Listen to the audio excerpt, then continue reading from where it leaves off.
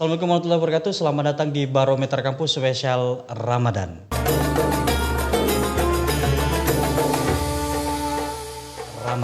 Baik, alhamdulillah hari ini kita jumpa lagi di Ramadan penuh berkah dan tentunya dengan tema-tema menarik dan narasumber yang berkompeten ya.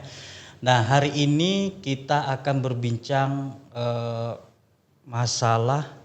bukan masalah ya, tetapi lebih kepada kita sangat membutuhkan dia. Kita bicara tentang sosok perempuan. Narasumber hari ini yang saya sudah lama kenal pun dosen saya juga.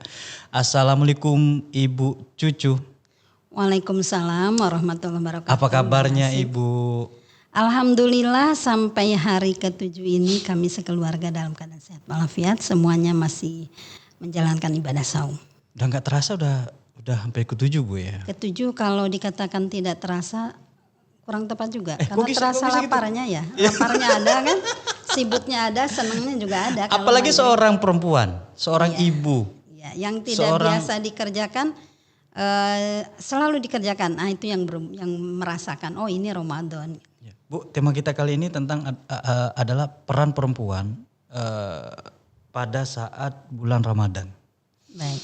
Ibu, kalau saya lihat nih ya, ibu seorang dosen, ya kan, seorang ibu juga punya anak ya dikategorikan ya banyak lah. Banyak 4. 4 Bu ya, banyak Bu. Serius. Ini gimana bagi waktunya Ibu? Bulan Ramadan lagi harus nyiapin masakannya. Kalau bukan ibu yang masak pada nggak mau gitu kan. Ini gimana Ibu sih cerita sebelum ke yang lain? Saya ingin tanya bagaimana cara Ibu pribadi manajemen ya? waktunya ya? Sebenarnya manajemen waktu itu kan terakumulasi ya. Artinya bukan hanya sekedar Ramadan lalu kita memanage. Tapi kita dari awal memang sudah kita diprogram. Ya, kita pertama adalah sebagai ibu dan juga istri itu kita harus mengetahui dan memahami apa itu tanggung jawab kita, kemudian apa tusi ya tugas dan fungsi perannya itu harus mengetahui, apalagi sebagai wanita karir. Jadi mana yang prioritas, mana yang sebagai penopang gitu kan. Kalau saya menjadikan dua-duanya prioritas karena itu sudah saya ambil, maka itu harus bertanggung jawab dengan pilihan. Satu pilihan menjadi istri, kita harus punya tanggung jawab bagaimana peran istri dalam mendampingi suami. Yang kedua kita sudah komitmen punya keturunan, punya anak-anak ya, maka kita harus bertanggung jawab dan menjalankan fungsi dan peran sebagai istri dan ibu. Ya. Kemudian saya juga mengambil tanggung jawab, saya berkarir menjadi dosen ya. Nah ini juga bukan main-main karena itu adalah pilihan. Maka tidak ada nomor 1, nomor 2, sama-sama nomor 1. Gitu, Bu, ya? Kalau saya sama-sama nomor 1. Cuma beda porsi waktu. Nah, itu porsi waktunya yang saya bedakan. Misalkan di rumah, kalau sudah di rumah, saya usahakan tidak mengerjakan pekerjaan kantor lagi. Sudah dari jam kayak biasa sini ya 4:30 lah, atau kalau Ramadan sekarang jam 3:30, jam 4. Itu harus full di rumah. Tidak mau terganggu kecuali ada hal-hal yang urgen, itu izin sama suami dan anak-anak. Nah, mereka mengizinkan ya kita baru mengerjakan itu di rumah. Kalau di kampus tugas karir ya itu harus full tanggung jawab. Jam 7:30 kalau saya jam 8 ya kita harus sudah ada di sini. Nanti pulangnya sampai jam berapa itu harus kita kerjakan. Dan kita sudah tahu hari ini agendanya apa-apa. Kita sedang kerja lalu mengerjakan urusan rumah tangga. Kalau saya enggak begitu. Nah, di rumah misalkan sekarang Ramadan. Bukan hanya kalau sebagai istri dan ibu ya, kalau saya tanggung jawab saya bukan hanya sekedar mengerjakan rutinitas, bukan. Tapi kita sebagai istri, sebagai ibu punya tanggung jawab dan juga peran yang sangat besar bagaimana kita bisa menggandeng seluruh anggota keluarga, pasangan, kemudian anak-anak ya, cucu, menantu, kalau sekarang udah saya menantu juga. Oh iya, udah punya cucu juga Bu ya? Sudah. Menggandeng mereka menjadi orang yang dekat dengan Allah, menggandeng mereka supaya kita bersama-sama di surga, mudah-mudahan dikehendaki Allah. Ya Allah. Nah itu tidak mudah. Jadi bukan sekedar kita menyiapkan yang rutinitas makan.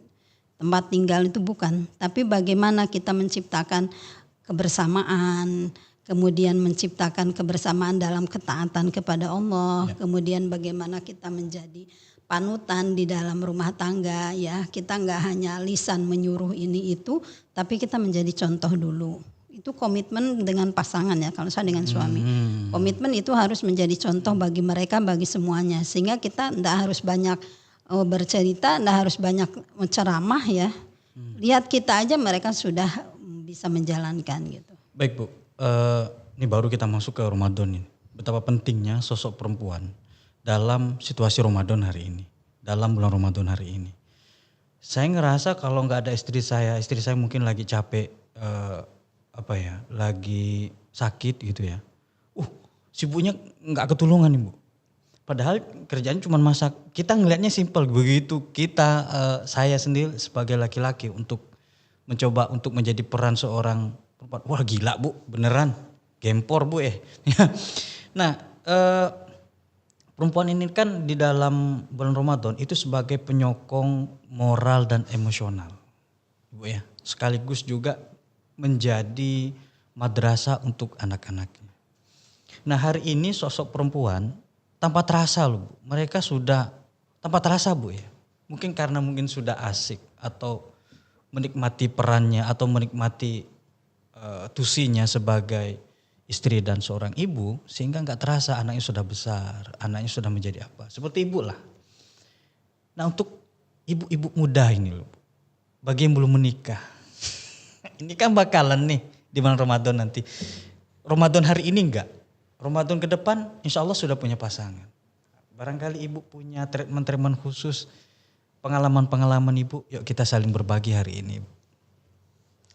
Baik para pemirsa ya, di mana saja berada lah ya, nanti yang mengikuti kegiatan hari ini. Sebenarnya saya ingin mengawali dari kasus yang sering terjadi di bulan Ramadan. Ya. Ini konteksnya pada anggota keluarga. Satu contoh, ini nyata ya. Saya mendapatkan informasi dari anak saya sendiri. Kan hari ketiga, kalau nggak salah kemarin hari ketiga kan masuk ya, hari Senin ya. Senin masuk, dia Senin ditanya, Dek puasa? Iyalah Bu.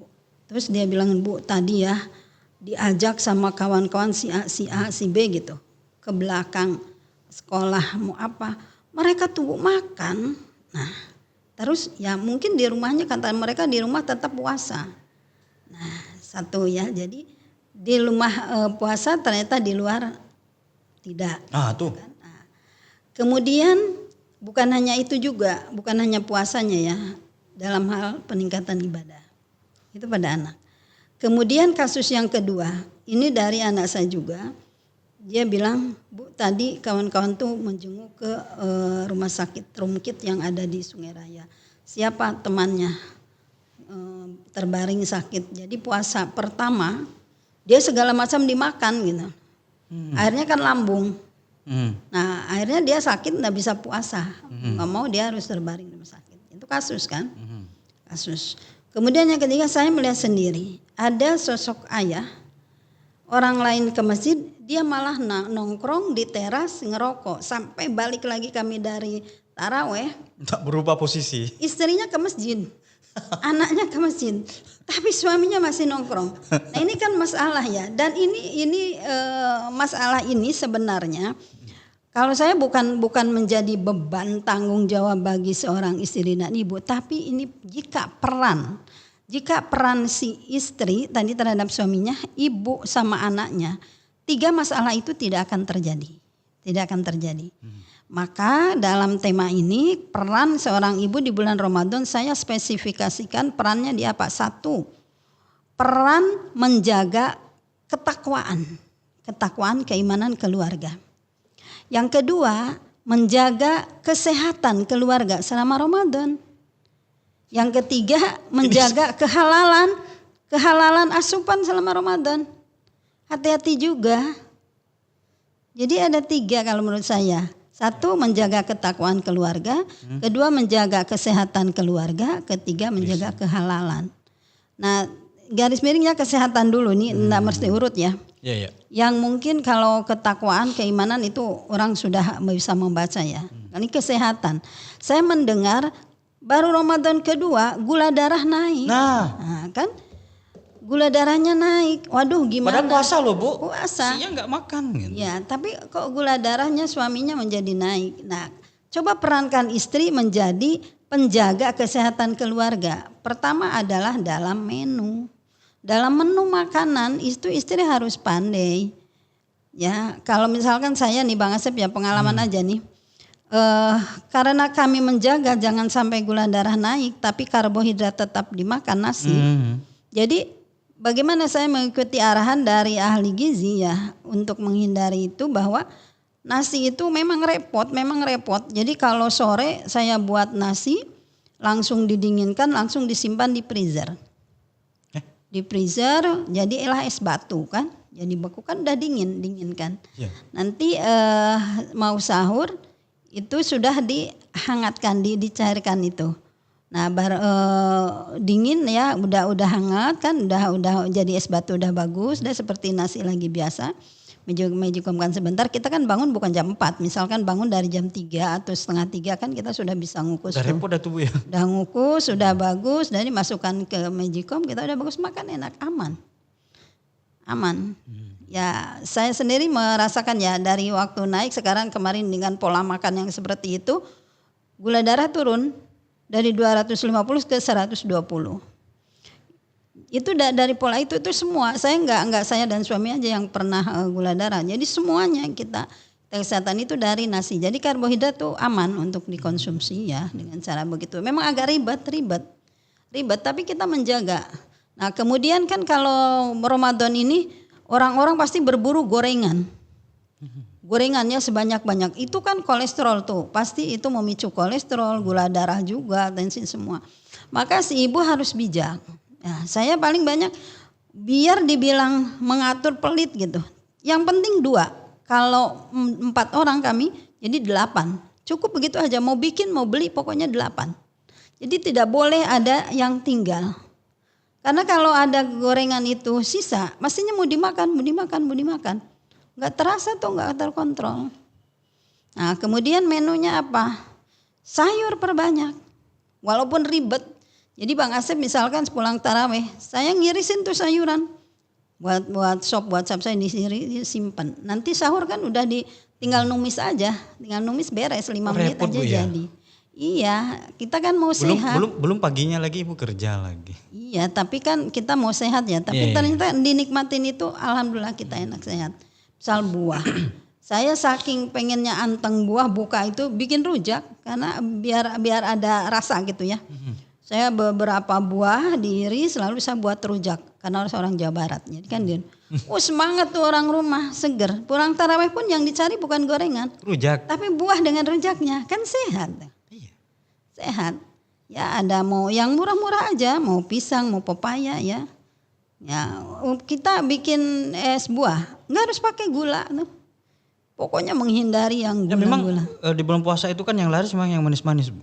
Iya, kemudian diatur. Jangan sekali-kali buka dengan es. Selalu air hangat.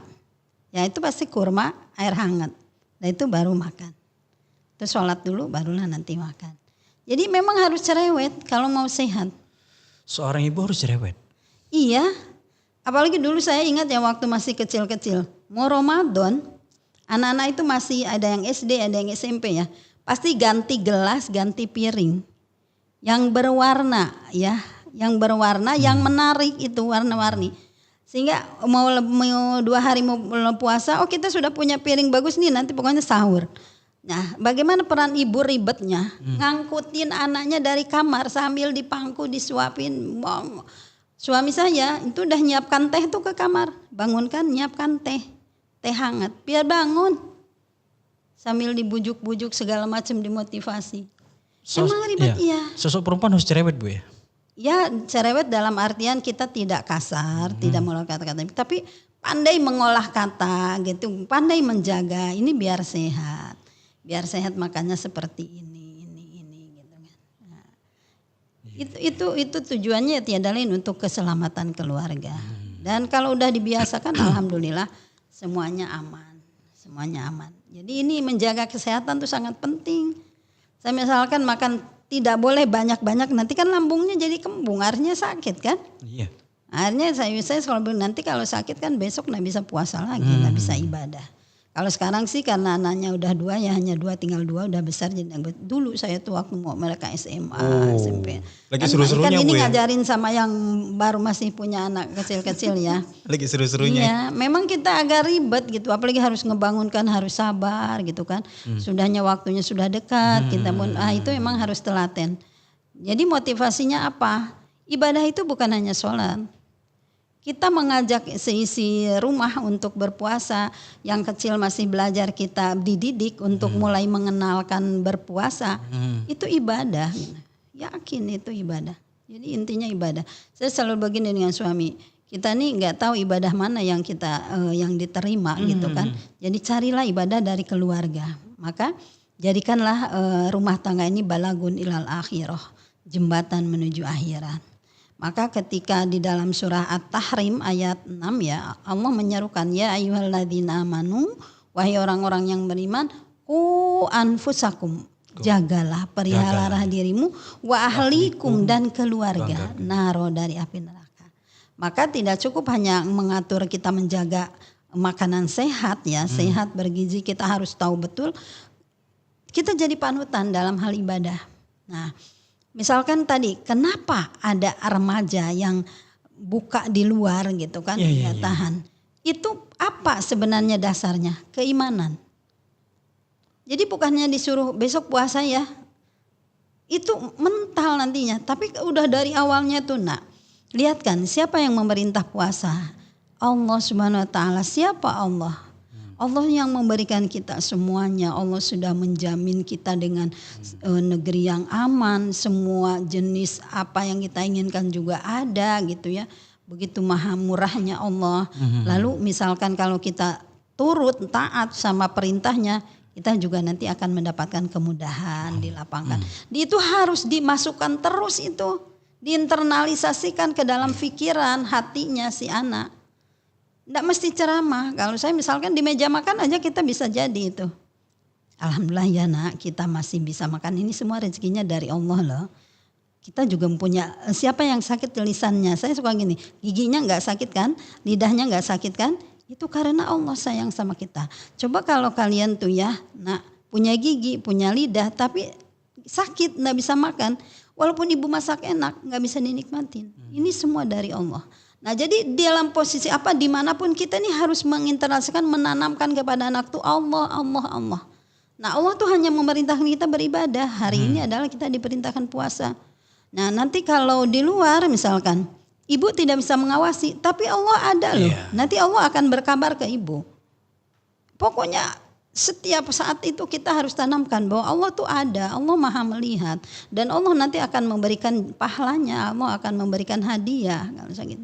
Sampai cucu saya yang TK aja suka diceritakan hadiahnya, ada coklat, ada gini. Dia tuh, oh enggak aneh, Nin mau masuk surga. Kata Nin banyak coklat di sana. Kayak gitu. Jadi kita nih sesuai dengan usia ya. Tapi intinya tanamkan di hati itu bahwa dia itu semuanya adalah Allah. Tanamkan di hatinya sejak dini. Kalau anak-anak SMA tidak bisa menjaga itu karena tidak yakin di hatinya kalau Allah itu ada, Allah maha melihat. Keberadaan, kenyamanan dia itu karena Allah gitu. Ya karena memang dikenalkan sama orang tuanya dulu di rumah. Iya harus di rumah dan itu bukan hanya sekali, terus. Saya selalu mengaitkan, misalkan saya ngebangunkan ya, bangun ini subuh gitu, sayang kalau nggak berjamaah. Nah kita sama-sama ya dibayar di rumah sama-sama dengan bapak ibu, nanti semoga di akhirat juga sama-sama. Nah kamu kan pengen sukses. Bahkan saya kalau sama anak gadis gini dulu saya suka gini. Enak kan mbak pengen punya suami yang baik kan. Nah kalau mbak tuh sholat, mbak tuh puasa pasti nanti Allah kasih. Jadi semuanya tuh kaitkan dengan Allah di hatinya. Insya Allah tidak akan dia mengkhianati. Kalau tadi kan hianat ya. Di rumahnya ngaku puasa lalu di luarnya tidak. Nah itu kan berkhianat. Jadi bukan dari apa-apa kalau ibu dasarnya tuh Allah. Ini yakinkan kepada anak kita tuh bahwa di mana Allah, dan Allah itu maha kasih, maha sayang. Sebutkan yang ada itu bukan karena kita, tapi semuanya adalah rahmat Allah. Oke Bu. Nah, itu harus dijaga oleh seorang ibu. Jadi menjaga ketakwaan, menjaga keimanannya. Ya, kalau kita melihat kasus-kasus di luar sana, kasus yang terbaru, baru anak-anak aja, maaf ngomong udah terjadi hal-hal yang tidak diinginkan. Contoh kecil, dia kalau bahasa Jawanya itu mokel gitu. Buka puasa. Ya, kemarin anak saya bilang gitu, kawannya mokel. Mokel. Saya nggak ngerti apa tuh dek mokel. Ke bahasa kerennya itu mokel. Nah, benar nggak Ibu bahwa seorang ibu tuh menjadi madrasah pertama? Betul, sangat betul. Dan madrasah tarbiyatul ula ya, pendidikan pertama di dalam rumah itu tiada henti. Misalkan gini ya, kalau saya di hari pertama Ramadan, di dua hari menjelang Ramadan ya, saya udah suasanakan ini Ramadan. Satu contohnya misalkan itu selalu dari dulu ya.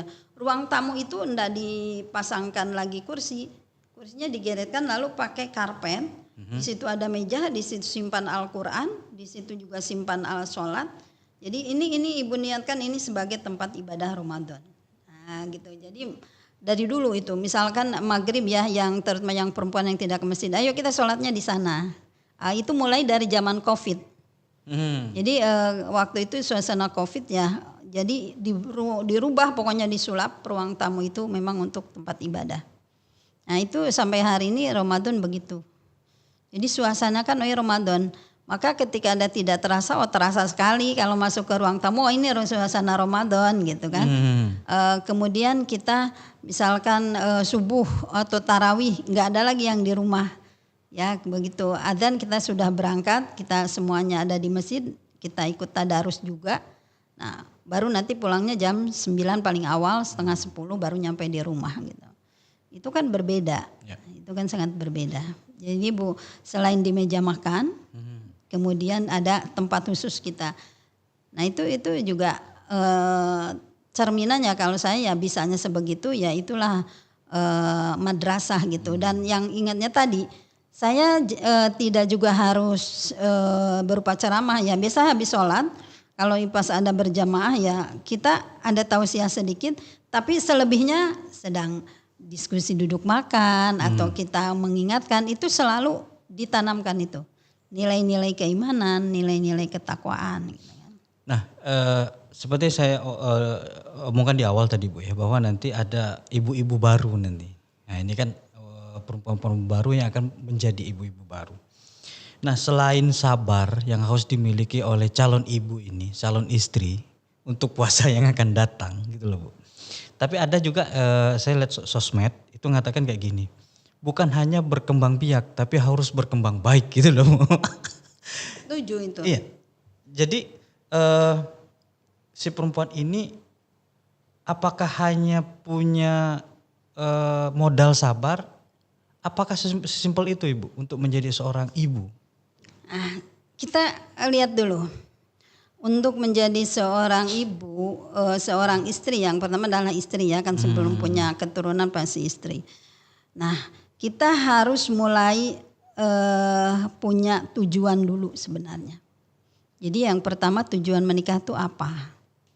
Nah tetapkanlah tujuan menikah itu adalah ibadah. Karena memasuki rumah tangga itu, tahulah Bang Asep sudah merasakan ya, besar kecilnya itu mesti ujian itu ada. Dari kedua belah pihak, bahkan dari luar, dari lingkungan, ada mertua, ada orang tua, ada ipar, ada segala itu juga datang. Nah itu harus disiapkan. Nah persiapan yang pertama adalah tetapkan tujuannya. Tujuannya adalah ibadah. Dan diyakini kalau untuk ibadah Allah tidak akan membiarkan orang yang mau beribadah, pasti ada ujiannya. Oh iya Kak Bu? Iya, karena Allah memangnya aku akan biarkan setelah kamu berniat untuk beribadah, tidak, pasti akan diuji. Masih diuji benar lagi? Enggak? Ini iya. Untuk menuju baik loh Bu. Iya, diuji. Hah? Siapa bilang? Yes. Coba para kaum Quraisy yang beriman kepada Nabi, benar enggak? Ternyata kan berbeda. Ada yang benar-benar taat ketika diseru, ada yang balik lagi kan? Iya. Nah begitu juga kita, ketika kita punya niat baik tadi tujuan menikah beribadah, itu juga akan diuji, benar enggak ibadahnya. Nah jangan-jangan baru 3 bulan datang ujian, dari suaminya yang tidak memberikan harapan baiknya ya, bisa minta cerai itu. Nah, tapi kalau yang tadi punya niatnya tuh ibadah, pasti dia akan kembali lagi mengolah. Permasalahan itu akan diolah. Oh, ini adalah ujian dari Allah. Walana bluwannakum bisyai minal khauf wal ju' wa Kata Allah memang akan diuji. Tapi kalau tadi kita sudah menetapkan tujuan ibadah dan kita yakin bahwa ujian dari Allah, maka kita akan apa solusinya? Strateginya, kita akan mendekat kepada Allah. Nah, orang yang punya niat ibadah, ketika diuji oleh Allah, dia akan mendekat. Solusinya adalah ibadah. Bermunajat, memohon kepada Allah tadi. Ketika kita udah mendekat dan kita ridho dengan ujian itu, dari ridho itu sabar, pasti akan selesai ujiannya Allah. Karena setiap orang yang diuji itu kalau dia lulus akan diangkat derajatnya oleh Allah. Tidak ada yang terus-menerus diuji.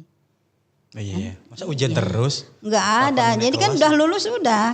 Maka tadi kalau dia enggak lulus niatnya ibadah, tapi ketika ada ujian dia malah mundur. Dia bukan mendekat kepada Allah, malah dia mencari siapa yang berbuat salah, kan? Maka dia akan jatuh mundur. Nah, itu yang merugi. Tapi kalau yang tadi mendekat kepada Allah, maka tujuannya dulu, tujuan berumah tangga itu apa? Jadi kalau saya tetapnya ibadah. Nah, orang beribadah pasti dalam rumah tangganya si suami dan istrinya akan saling bersama-sama. Sama-sama menjadikan rumahnya itu adalah surga. Tempat ibadah. Bagaimana menuju surga? Dia beribadah bukan hanya sholat aja.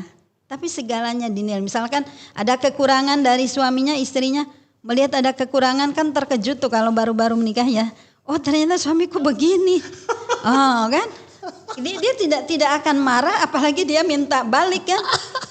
Pasti dia ya Allah ternyata engkau memberikan ujian ini. Insya Allah akan saya perbaiki. Semoga ini menjadi jalan ibadah kan. Nah, ya begitu untuk memperkuat itu. Karena tadi niat ibadah kan. Ya kan gini Bu ya. Kan baru ketemu tuh setelah menikah kan kekurangan-kekurangannya. Jadi kan maka saya lucu ada patah kawan-kawan gitu. Sebelum Ramadan itu musim kawin saya tadi kan. Artinya apa? Ketika Ramadan itu punya suasana baru. Nah ini saya dengar juga nih kata Ustadz apa segala macam. Orang yang sudah menikah berkeluarga itu kan akan menjadi sempurna imannya gitu.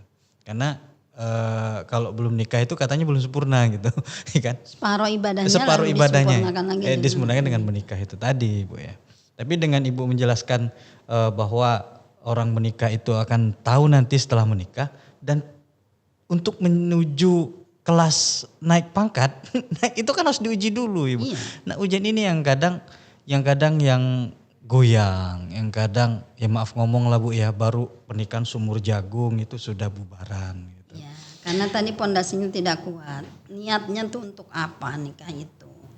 Kan tiba-tiba mungkin waktu sebelum menikah calon mertuanya baiknya luar biasa ya. Iya. Setelah menikah ternyata 360 derajat kan berbalik. Nah, tapi kalau yang tadi niat ibadah dan itu adalah jodoh dari Allah ya, dia tidak akan mundur. Oh ini ujian dari Allah. Dengan saya dijodohkan, saya yakin ini pasanganku yang terbaik. Namun ujian itu adalah warna-warni yang harus aku lewati. Ibu, ini kan bulan Ramadan nih Bu ya. Ini masih bulan Ramadan. Yang mendengarkan podcast, yang menyaksikan podcast ini juga kan pingin tahu nih. Ya kan, seorang ibu, calon ibu, seorang anak yang pingin menikah nanti. Ini kan gak tahu nih Bu, bahwa kewajiban gak ada pahalanya gitu. Segala bentuk kegiatan di rumah ternyata berpahala Ibu ya. Nah bagaimana menanamkan itu Ibu kepada ibu-ibu ini supaya jangan khawatir gitu. Bahwa Allah menjanjikan pahala untuk ibu-ibu yang lagi mengurus keluarganya. Menyiapkan makanannya. Mengajarkan anaknya kenal kepada Allah. Baik Bang Asif dan juga para pendengar ya. Memang semuanya kita harus punya motivasi. Ya. Nah motivasi itu kalau saya ya motivasi yang utama adalah dari Al-Quran dan hadis. Dalam surah Al-Anfal ayat ke-27 dan 28 itu ada motivasi untuk keluarga. Bismillahirrahmanirrahim. Ya ayyuhalladzina amanu, wahai orang-orang yang beriman. La tahunullaha war rasul. Janganlah kamu berkhianat kepada Allah dan Rasul. Wala tahunu amanatikum. Dan juga jangan mengkhianati Allah dari amanah-amanah yang telah aku titipkan kepadamu. Annama innama amwalukum wa auladukum fitnah. Sesungguhnya anak-anak yang aku titipkan kepadamu, harta yang aku titipkan kepadamu fitnah, bisa menjadi fitnah ujian. Tapi kata Allah, wa annallaha indahu ajrun azim. Nih, wa anallah, dan sesungguhnya indallah, di sisi Allah itu, jika kamu benar-benar menjaga dan menjalankan amanah itu, ajrun azim, ada pahala yang besar. Loh, bukan ajrun aja pemirsa, tapi Allah sebutkan ajrun azim, pahala yang besar. Anak harta dititipkan itu bisa menjadi fitnah, iya. Iya. Kan? Misalkan ya anak ya, kalau nggak dididik agama bisa menyeret dia ke polisi kan orang Jelas, Bu. tuanya. Banyak Belum tuh. lagi nanti di akhirat orang tuanya ahli ibadah tapi anaknya nggak dididik ibadah, bisa menyeretnya ke surga, ke neraka kepada orang tuanya. Itu fitnah tuh. Maka harus hati-hati kata Allah. Tapi ingat kata Allah, wa annallaha indahu ajrun azim. Jangan takut. Dari menjalankan amanah itu, mendampingi suami mengajarkan istri, kemudian mendidik, menjaga, mengajarkan anak-anaknya, ajrun azim. Ada pahala yang Allah sediakan. Pahalanya azim, pahala yang besar. Nah, maka untuk bisa meraih pahala itu, satu adalah ridho dengan segala pemberian Allah. Dengan diberi suami yang ini atau suami diberi istri, ridho, ikhlas, senang. Karena ini adalah jodoh yang diberikan Allah. Begitu juga dikasih anak-anak kan. Ada loh ibu tuh ngiri ya, seperti sosok artis yang beri keturunannya yang tidak sempurna. Tapi beliau luar biasa menerimanya kan. Sampai anaknya menjadi sarjana, magister, luar biasa. Itu awalnya apa? Menerima. Ridho, menerima atas segala pemberian Allah. Nah kalau sudah ridho, menerima, maka akan lahirlah sikap dan sifat perilaku apa? Sabar. Enggak mungkin bisa sabar Bang Asep kalau tidak menerima dulu. Menerima dulu apa adanya yang diberikan Allah. Nih istriku seperti ini, Berat, nih Bu. suamiku seperti ini gitu. Berat kok begitu setahun kok kayak gini gitu. Emang. Tapi ketika kita sudah ridho, ya Allah engkau berikan istri seperti ini. Ya Allah engkau berikan pasangan seperti ini. Hamba yakin jika engkau yang memberikan, di balik ini akan ada kebaikan. Tinggal kita lihat celah. Mana yang harus kita luruskan, mana yang harus kita sempurnakan.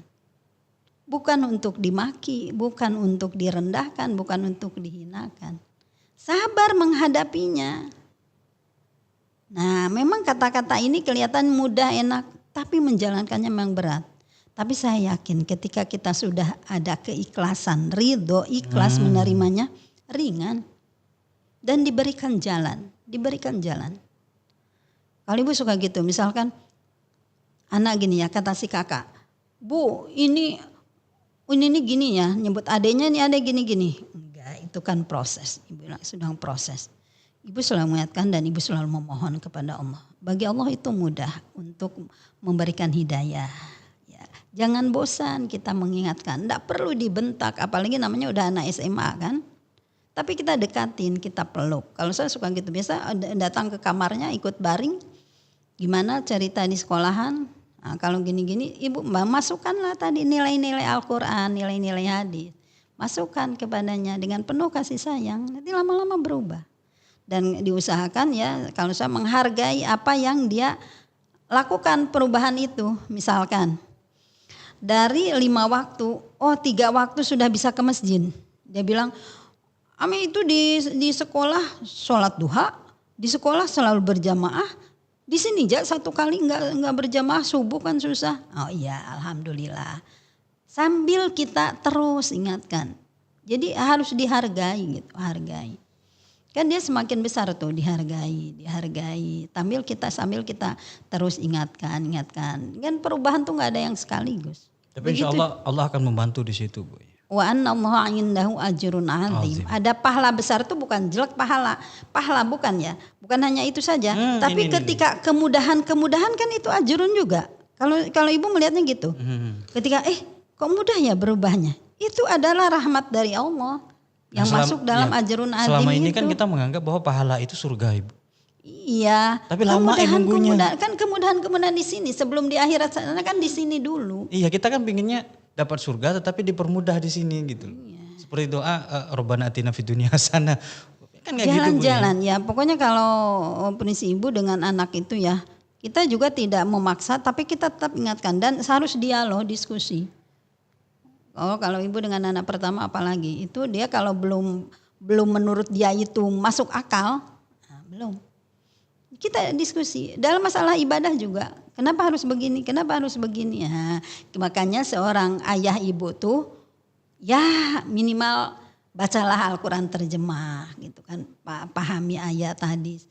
Mau bertanya kepada siapa anak-anak? Mesti ke kita kan. Yang disebut madrasah itu kan kita gurunya. Nah, kalau kita nggak tahu Bu baca Al-Qurannya gimana kalau nggak tahu?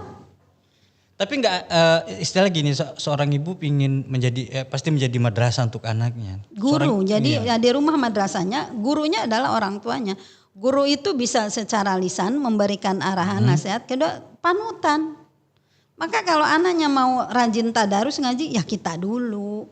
Kalau anaknya mau rajin sholat sunnah tahajud ya kita dulu gitu loh. Anaknya mau rajin ke masjid ya kita dulu. Nggak mungkin lah anak itu mau ke masjid kalau bapaknya malah diem di rumah kan. Bukan terawih rokokan. Sampai terawih balik gak berubah posisi. Jaga rumah kali Bu. Kadang ada anaknya dilarang main game. Tapi dia sendiri main game kan. Gimana? Ibu, ini gak terasa waktu kita sudah sampai di sesi terakhir ini Ibu. Barangkali Ibu punya pesan untuk para ibu-ibu di sana yang lagi berjuang untuk untuk keluarganya. Ada yang wanita karir, ada yang di rumah saja gitu. Ada yang sekarang yang lagi pusing Ibu nguruskan rumah tangganya. Ya kan mohon maaf Bu ya, banyak yang seperti itu.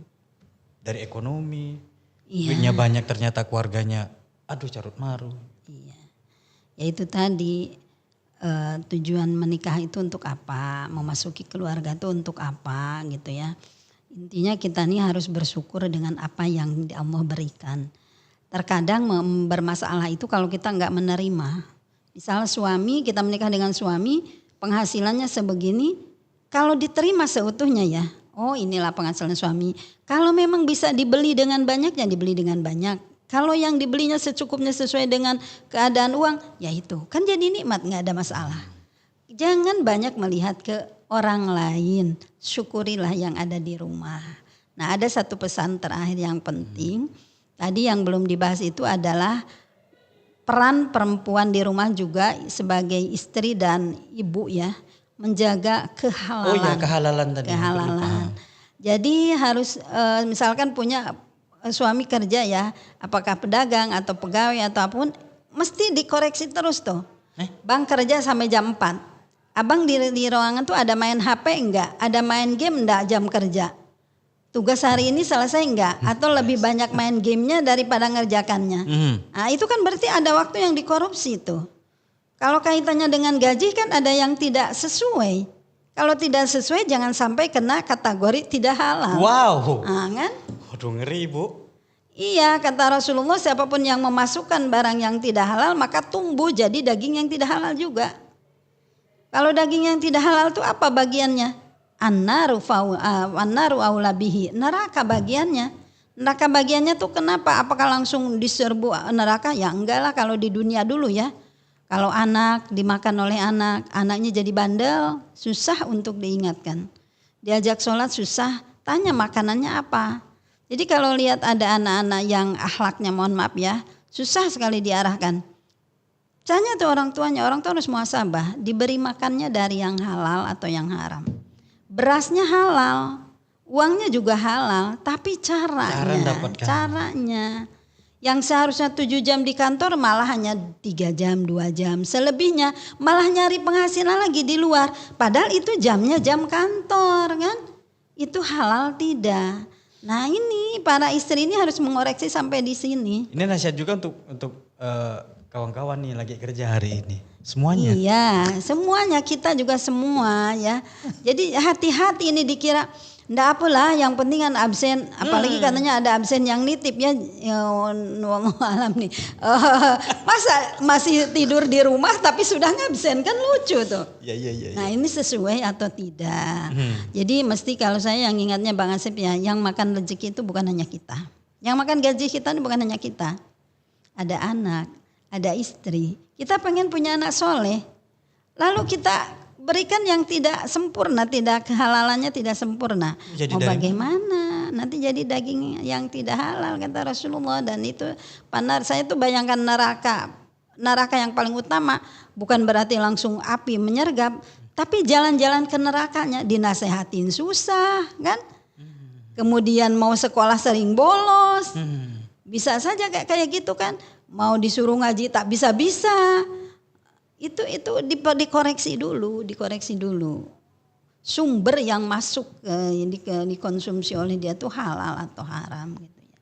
Banyak yang halal, banyak yang haram gitu. Nah, ini juga bagi perempuan ya. Apalagi kalau misalkan yang jual beli usaha, bagaimana transaksinya kan? Nah, ada timbangannya, meterannya dan lain sebagainya lah banyak. Nah, itu istri itu harus ngoreksi betul ya. Jadi kalau jualan misalkan Pak, ini kok tiba-tiba ada bonus gini gimana nih? Kan? Enggak lah, tadi Bapak gini-gini, tiba-tiba itu enggak sesuai prosedur. Jadi ternyata itu ada indikasi markup kan? Ada indikasi korupsi. Istrinya jangan senang aja. Jadi kalau tiba-tiba dapat penghasilan yang tidak biasa, seorang istri, seorang ibu itu mesti koreksi. Nanti ya kalau misalnya nanya kata suami banyak tanya, enggak Pak, kita ini kan bukan hanya di dunia hidup ini, tapi kita akan kembali kepada akhirat yang harus kita pertanggungjawabkan Pak. Nah, jadi harus memang nasihatin tuh bukan harus marah ya istri itu, memang ajak diskusi Pak, jangan sampai kita nanti hidup umur panjang tapi sakit-sakitan, kan tidak menikmati gara-gara kita mengkonsumsi yang tidak halal, efeknya kepada penyakit, kan tidak sedikit. Luar biasa Ibu, luar biasa beneran deh, udah kesentuh semua. Ternyata dari seorang perempuan, dari seorang istri, seorang ibu, itu bukan hanya sekedar menjadi seorang istri dan melaksanakan kewajibannya, tetapi tidak sesimpel itu. Di bulan puasa ini harus menjadi dokter juga, harus menjadi ustazah juga, harus menjadi pengacara juga, harus penasihat hukum juga Ibu. Halal haramnya. Itu penting loh, jangan disepelekan. Penting sekali. Ya jangankan agama, tetapi kehalalan yang tidak diperhatikan. Ini yang kadang-kadang gak kesentuh juga. Yang penting dapat duit dari suaminya banyak, senang. Lalu beli apa-apa diberilah kepada anak istrinya. So selesai. Istri itu jadi polisi juga di rumah itu. Polisi juga. Yang mengecek kan ini dari mana gitu kan. Tiba-tiba ngasih hadiah lebaran kok ada kan. Kadang jadi bendahara. Memang jadi bendahara juga sih. Ya, ini. Oke, terima kasih Ibu. Luar biasa tema kita kali ini tentang peran perempuan dalam kehidupan kita sehari-hari. Khususnya di bulan Ramadan. Dan apa yang disampaikan oleh beliau ini sangat luar biasa. Nanti kalian simpulkan saja sendiri. Tonton deh sampai habis. Dan jangan lupa like, subscribe, dan share. Jangan lupa subscribe ya kawan-kawan semuanya. Baik, terima kasih Ibu udah ngisi bareng di bulan Ramadan ini. Semoga puasa kita menjadi lebih berkah dan diterima oleh Allah yang terpenting. Amin ya rabbal alamin. Terima kasih buat kawan-kawan semua. Dan selamat berpuasa. Semangat selalu, saya pamit undur diri, selalu tetap di Barometer Kampus Spesial Ramadan. Assalamualaikum warahmatullahi wabarakatuh.